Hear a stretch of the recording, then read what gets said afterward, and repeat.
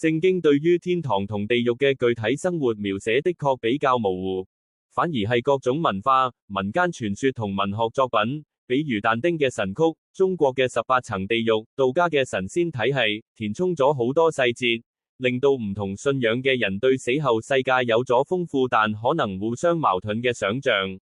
聖經點講天堂同地獄？一、天堂主要形容係同神一齊，啟示錄21:3-4，冇痛苦同眼淚，充滿光明同生命樹，啟示錄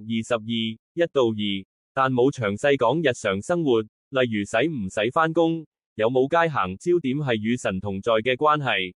二、地獄形容為黑暗、火湖，馬太福音25:41，永遠嘅刑罰，但同樣冇描寫具體受刑場景，例如係咪真係有油鑊火鉗，重點係與神隔絕，而唔係民間故事嘅閻王審判情節。點解中西死後世界咁唔同？文化混合，中國人嘅地獄觀受佛教18層地獄，道教陰曹地府，民間戲曲影響，變成一套懲罰流程。西方嘅地獄形象好大程度受但丁神曲同希臘神話如冥王哈迪斯影響，但聖經本身反而冇咁多細節，功能唔同。民間故事需要警世，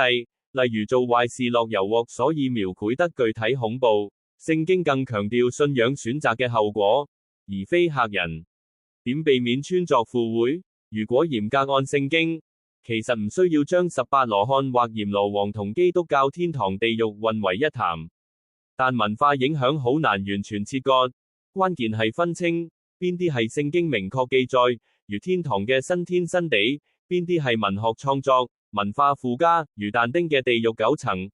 你覺得呢種模糊性令信仰更難理解，定係反而留低更多思考空間？